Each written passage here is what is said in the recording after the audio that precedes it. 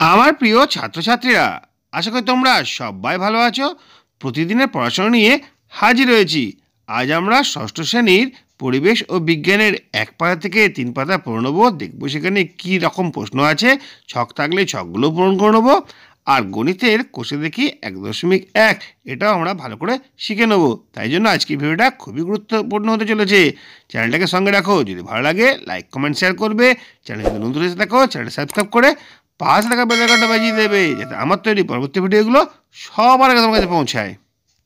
পরিবেশ ও বিজ্ঞান ষষ্ঠ শ্রেণী, দেখো বইটা পেলে তোমরা বুঝতে পারবে। বইয়ের প্রথম পাতাটা এমন রয়েছে, তারপরে কয়েকটা পাতা উল্টে যাবে, দেখতে ভূমিকা রয়েছে, তার নিচে তোমাদের সূচিপত্র রয়েছে।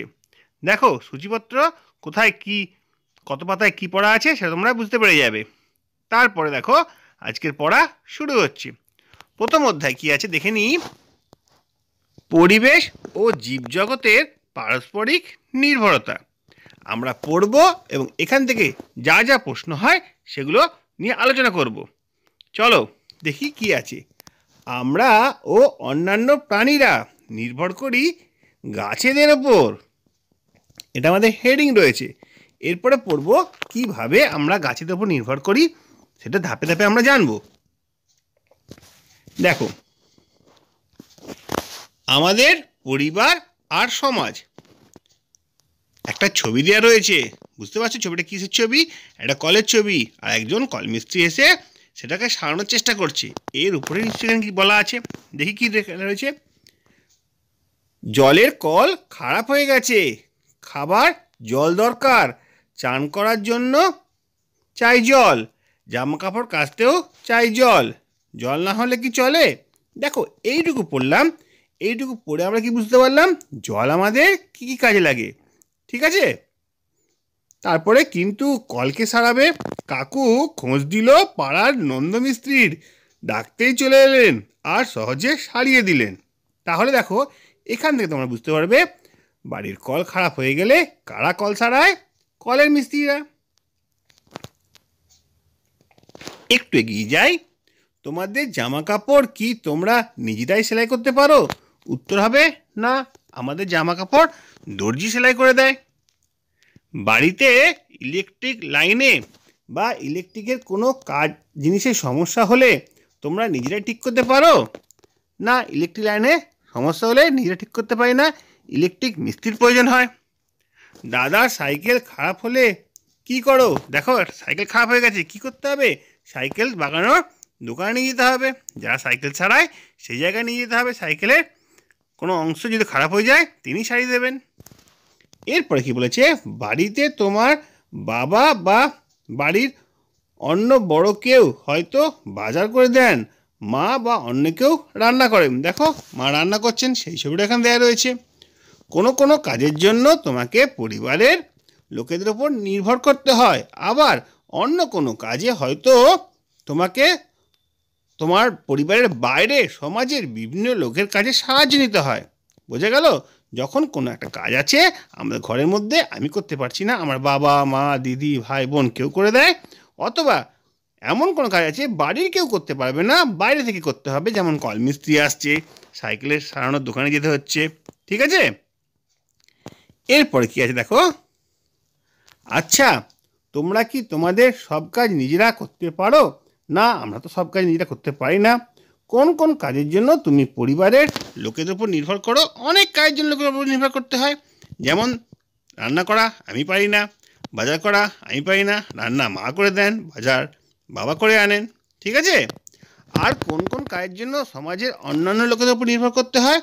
অনেক কাজের জন্য সমাজের অন্য লোকের উপর নির্ভর করতে হয়, যেমন আমি ইলেকট্রিক কাজ করতে পারি না, ইলেকট্রিক মিস্ত্রির দরকার হয়ে পড়ে। এরপর দেখো কোন কাজের জন্য তোমাকে তোমার পরিবারের সদস্যের উপর নির্ভর করতে হয়। একটা ছক রয়েছে, ছকটা তোমরা পূরণ করবে। আমি বলে দিচ্ছি, দেখো প্রতিদিন রান্না করা কে করেন? মা কাকিমারা রান্না করেন। কার উপর নির্ভর করতে হয়? মা কাকিমার উপর রান্না কাজের জন্য নির্ভর করতে হয়। ছোট ভাই বোনকে দেখাশোনা বাবা কাকু করেন। তারপর ধরো বাজার করা, বাজার করা বাবা কাকু বাজার করে আনেন। তার নিচেটাও কি রয়েছে? কোন কাজের জন্য সমাজের বিভিন্ন লোকের উপর নির্ভর করতে হয়? সমাজে অনেক ধরনের লোক আছে, যেমন ধরো ইলেকট্রিকের কাজের জন্য ইলেকট্রিক মিস্ত্রি, কাঠের কাজের জন্য কাঠের মিস্ত্রি, আর ঘর বাড়ি বাগানোর কাজের জন্য রাজমিস্ত্রি। এদের উপর নির্ভর করতে হয়। তাহলে সমাজ যখন আসি অনেক লোকের উপর আমাদের নির্ভর করে চলতে হয়। এবার দেখো কি আছে, এক পাতার পড়া এখানে শেষ হচ্ছে। আমরা আস্তে আস্তে পড়াটাকে এগিয়ে নিয়ে যাব।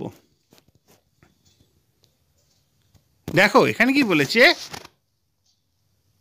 আমরা মানে মানুষেরা কি কোনোভাবে গাছেদের ওপর নির্ভরশীল।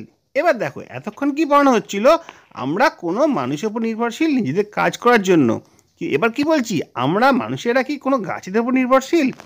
নিচের তালিকা দিয়ে লেখো মানুষ কোন কোন জিনিসের জন্য গাছপালার উপর নির্ভর করে।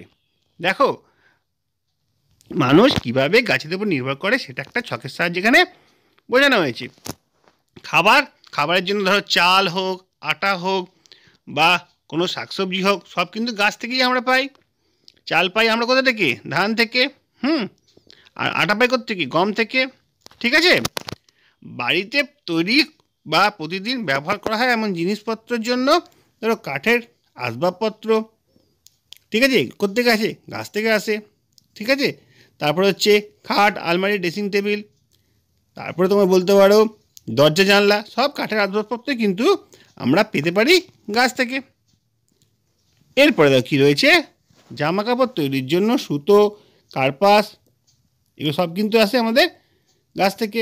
অন্যান্য জিনিসের নাম যেরকম ওষুধের জন্য, মশলার জন্য বা জ্বালানির জন্য সব কিন্তু আমরা গাছ থেকে পাই। তাহলে গাছ কী কীভাবে আমাদের উপকার করে এই ছকটা সাহায্য ছাড়া আমরা বুঝতে পারবো না। ছকটা করলে তোমরা বুঝতে পেরে যাবে। এরপরে দেখো কী রয়েছে,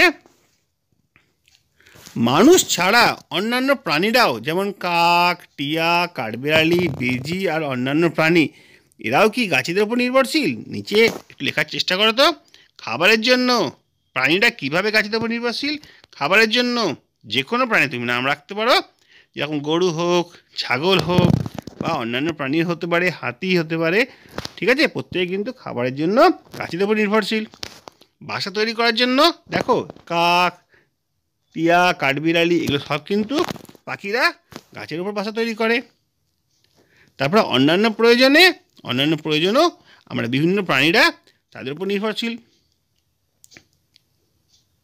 ঠিক আছে, দেখো এইভাবেই কিন্তু আমরা 2 পাতার পড়াটা শেষ করছি। আস্তে আস্তে আমরা 3 নম্বর পাতা দিয়ে এগিয়ে যাই। দেখো খাবারের জন্য আমরা ও অন্যান্য প্রাণীরা যেভাবে গাছেদের উপর নির্ভর করি, আগের আলোচনা থেকে বুঝতে পারলাম যে আমরা মানুষ আর অন্যান্য প্রাণীরা নানাভাবে গাছেদের উপর নির্ভর করি। আমরা বিভিন্ন ধরনের খাবার গাছগুলো থেকে পাই। এছাড়াও আরও অনেক ধরনের খাবার আছে যেগুলো আমরা বিভিন্ন প্রাণীদের থেকে পাই, যেমন গরু বা ছাগলের দুধ অথবা মুরগির মাংস। একটু ভাবো তো, গরু বা ছাগল বা মুরগিরা এরা কোথা থেকে খাবার জোগাড় করে, সেই গাছপালা থেকেই তো খাবার জোগাড় করে। তাহলে মুরগি বা অন্যান্য প্রাণীরা যে পোকামাকড় খায়, সেই পোকামাকড়গুলো কিন্তু গাছপালার কোনো না কোনো অংশ খেয়ে বেঁচে থাকে। কিছু প্রাণী তাদের খাবার হিসেবে পুরো গাছটাকে খেয়ে ফেলে, আবার কেউ কেউ গাছের কোনো অংশ খেয়ে সন্তুষ্ট থাকে। তাহলে খাবারের জন্য আমরা মানুষ আর প্রাণীরা অবশ্যই গাছেদের উপর সরাসরি বা একটু ঘুরপথে নির্ভর করে থাকি। দেখো এখান থেকে একটা ভালো প্রশ্ন আসতে পারে, খাবারের জন্য আমরা কার উপর নির্ভর করে থাকি। খাবারের জন্য আমরা বা অন্যান্য প্রাণীরা গাছেদের উপর সরাসরি বা ঘুরপথে নির্ভর করে থাকি। ঠিক আছে, এরপরে কি বলেছে দেখো, এবার দেখা যাক প্রাণীরা কিভাবে খাবারের উপর গাছেদের উপর নির্ভর করে। প্রয়োজনে তুমি নিচের সারণীতে আরও কিছু প্রাণীর নাম লিখতে পারো। দেখো এখানে একটা চার্ট দিয়েছে, চার্টে বেশ কিছু প্রাণীর নাম লেখা রয়েছে, গরু, ছাগল, মুরগি, বাঁদর, কাঠবিড়ালি, টিয়া, শামুক, পঙ্গপাল, এইগুলো।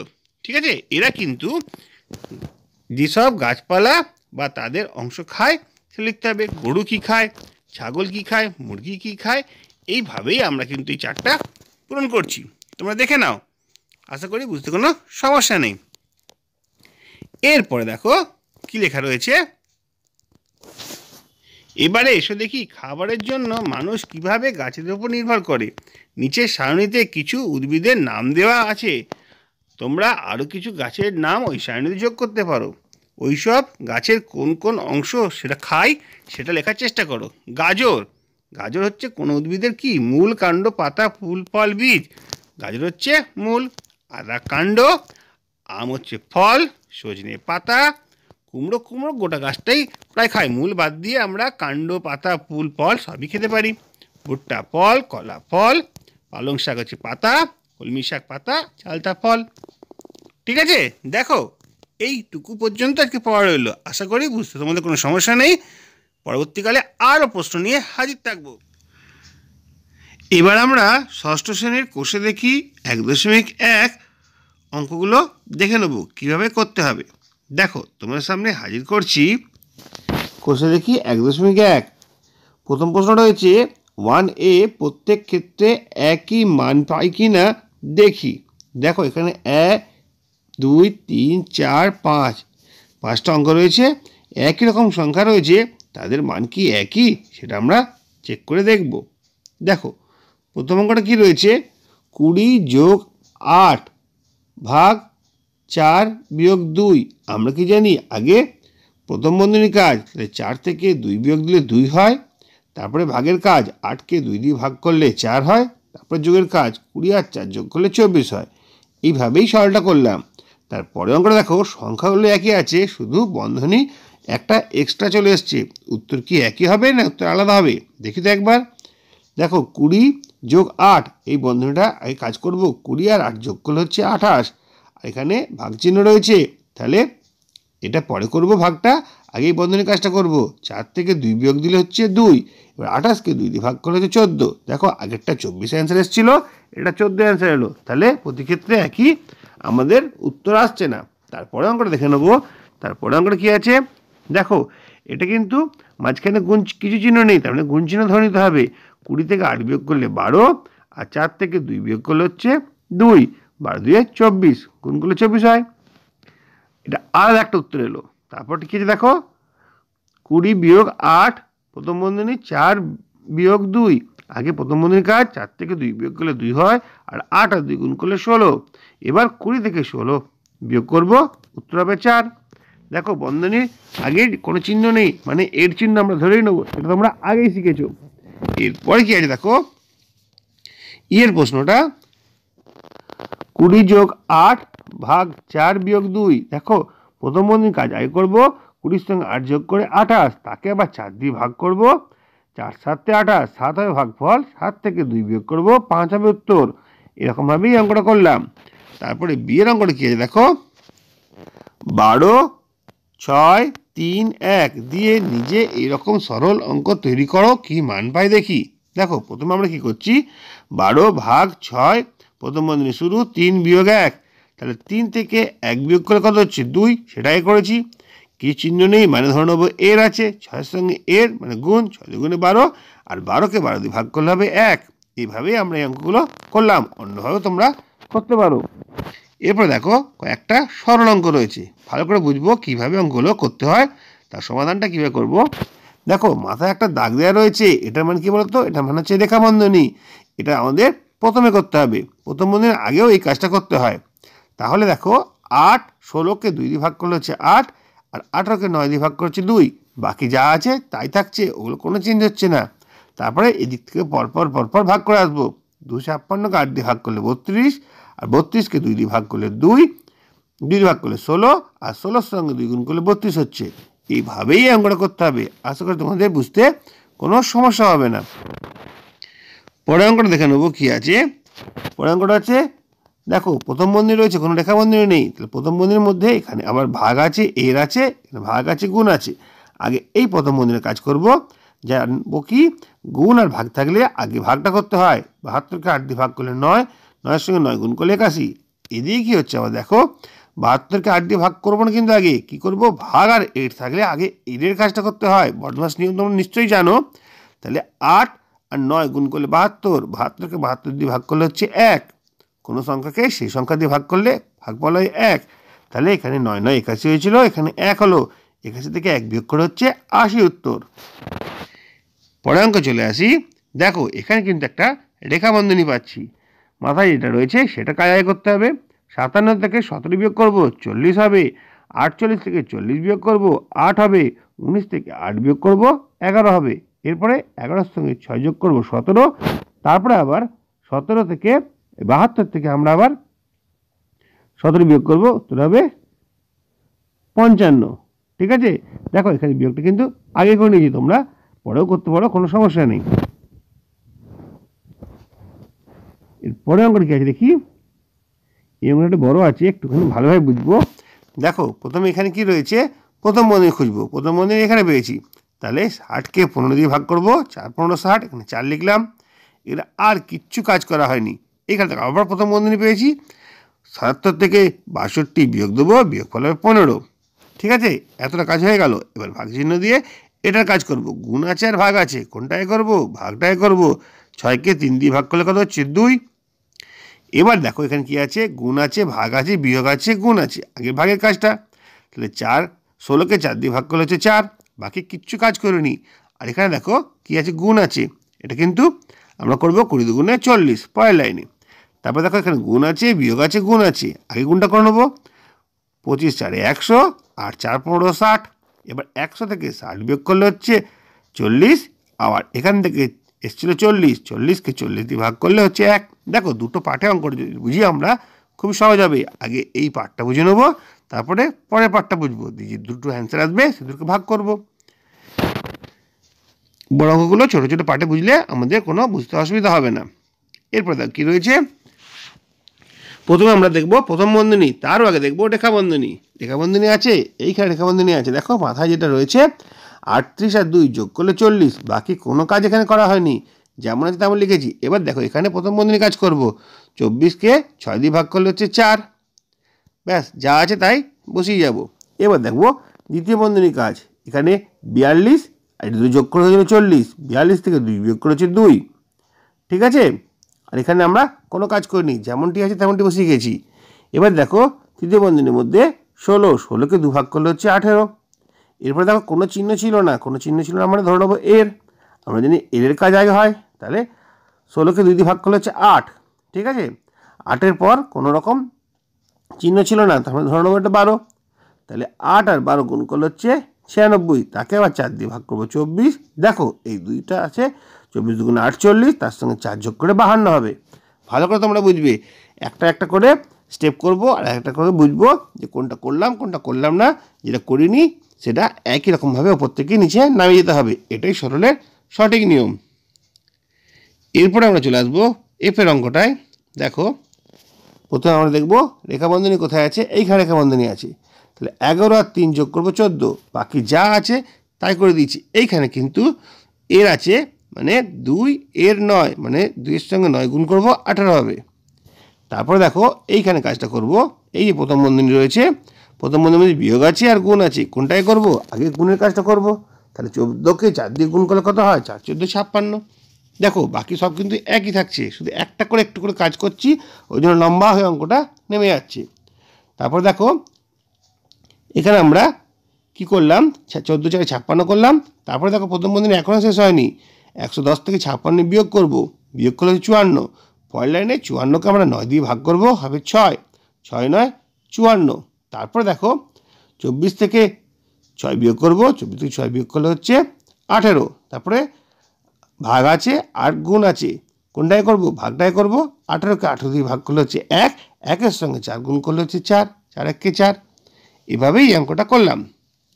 তারপরে দেখো জি এর অঙ্কটা খুবই গুরুত্বপূর্ণ, এই অঙ্কটা পরীক্ষায় প্রায় আসে, তোমরা ভালো করে দেখবে।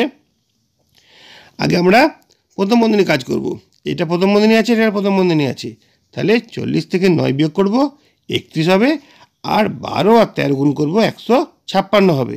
তারপরে দেখো এখানে গুণ আছে আর বিয়োগ আছে, কোনটায় করব, গুণটায় করব।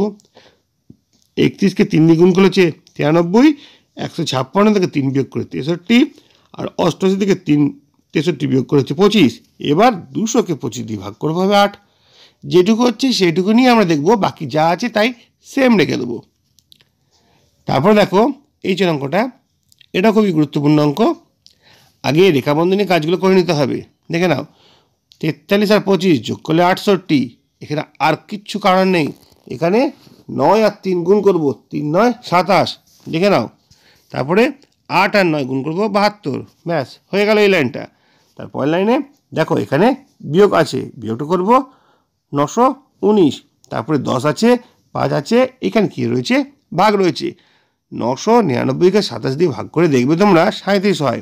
তারপরে যেমন আছে তেমন লিখবো, এইখানে ভাগ আছে, প্রথম বন্ধনীর কাজ। 72কে 6 দিয়ে ভাগ করলে হচ্ছে 12, তারপরে কোনো চিহ্ন ছিল না, ধরে নেবো এর।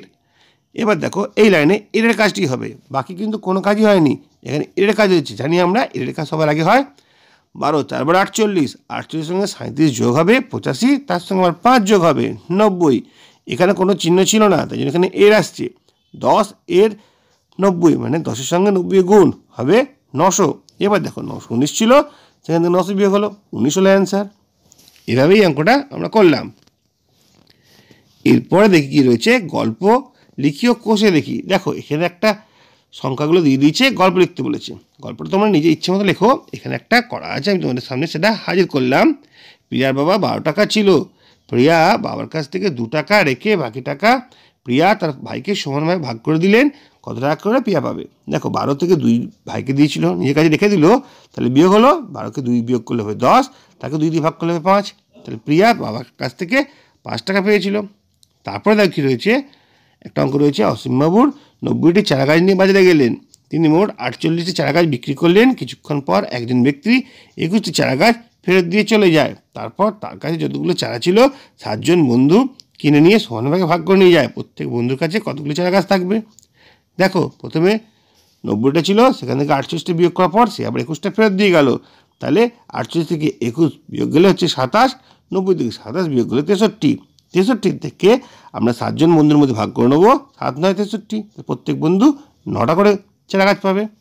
এভাবেই অঙ্কটা আমরা বুঝেছি। তারপরে দেখি একদম শেষের দিকে চলে এসেছি, গণিতের ভাষায় প্রকাশ করে সমাধান করি। দেখো এই অঙ্কটা যদি সমাধান করা যায় কীরকমভাবে হবে, 125 গুণিত 2 গুণ চিহ্ন আছে, গুণ করে নেবো। তারপরে 5 গুণিত 2 10 হবে, তারপরে 20 গুণিত 2 40 হবে। 40 আসলে 50, আর 250 থেকে 50 বিয়োগ করলে হচ্ছে 200। 200কে আবার 2 দিয়ে ভাগ করলে হচ্ছে 100, তাহলে রাজদীপ 100 টাকা পেলো। অঙ্কটা পড়ে আমরা এই ছকটা তৈরি করতে পারছি কি পারছি না সেটাই আমাদের দেখার বিষয়। দেখো আজকে ভিডিওটা এখানে শেষ করছি। যদি ভালো লাগে লাইক কমেন্ট শেয়ার করবে, চ্যানেলে যদি নতুন থাকো চ্যানেলটা সাবস্ক্রাইব করে পাশে থাকা বেল আইকনটা বাজিয়ে দেবে, যেটা আমার তৈরি পরবর্তী ভিডিওগুলো সবার আগে তোমার কাছে পৌঁছায়। তোমরা প্রত্যেকে ভালো থাকবে।